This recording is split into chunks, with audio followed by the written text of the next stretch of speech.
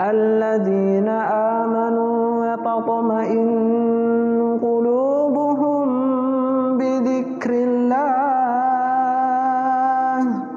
अला बिज़िक्रिल्लाहि तत्मइन्नुल क़ुलूब।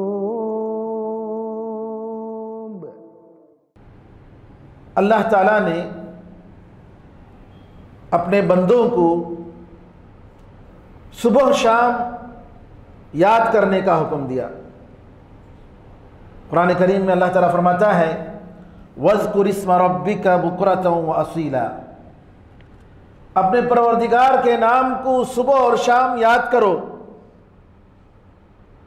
एक और जगह अल्लाह ताला फरमाता है वस्तगफिर लिज़ंबिक वसब्बिह बिहम्दि रब्बिका बिलअशी वल इबकार, अपने गुनाहों की माफ़ी अपने परवरदिगार से मांगो और अपने परवरदिगार की तारीफ के साथ उसकी पाकी बयान करो शाम और सुबह के वक्त में। अब्दुल्लाह इब्न अब्बास रज़ी अल्लाह तआला अन्हुमा और दूसरे ताबईन से ये मरवी है कि यह सुबह शाम के अज़कार मुराद हैं। सुबह और शाम के अज़कार जो औरात नबी करीम सल्लल्लाहु अलैहि वसल्लम से साबित हैं, सुबह शाम के अज़कार आपकी दुआएं ये खुद एक मुजिज़ा है मेरे भाइयों। नबी करीम सल्लल्लाहु अलैहि वसल्लम के बेशुमार मुअजिज़ात और मिराकल्स में से आपकी दुआएं एक अजीब किस्म का मुअजिज़ा है। उनके मानों में गौर करें और उनके फ़ायदे, इन अज़कार सुबह शाम के जो ज़िक्रों के फ़ायदे हैं, नबी करीम सल्लल्लाहु अलैहि वसल्लम जो पढ़ा करते थे, जिसकी पाबंदी करते थे, इसके बेशुमार फ़ायदे हैं। हारिस अल-अशअरी रज़ी अल्लाहु अन्हु रिवायत कहते हैं कि नबी करीम सल्लल्लाहु अलैहि वसल्लम ने फरमाया मैं तुम्हें हुक्म देता हूँ कि तुम अल्लाह को याद करो, ज़िक्र करो, अल्लाह की याद। फिर आपने मिसाल देकर बताई, कहा कि वो शख्स, जिक्र करने वाले की मिसाल एक ऐसी शख्स की मिसाल है कि जिसके पीछे उसका दुश्मन उसको पकड़ने के लिए, उसको मारने के लिए पीछे जा रहा है, उसको फॉलो कर रहा है, उसको पकड़ने की कोशिश कर रहा है।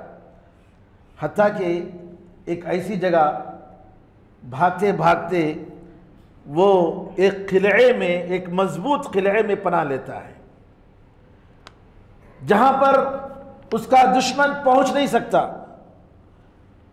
तो नबी करीम सल्लल्लाहु अलैहि वसल्लम फरमाते हैं कि ये बिल्कुल उसी तरीके से शैतान के हमले से, शैतान के मकर फ़रेब से एक मोमिन अपने आप को अल्लाह के ज़िक्र के ज़रिए बचा लेता है। इसीलिए इस किताब का नाम जो अज़कार और औरात रखे गए, हिस्नुल मुस्लिम रखा गया।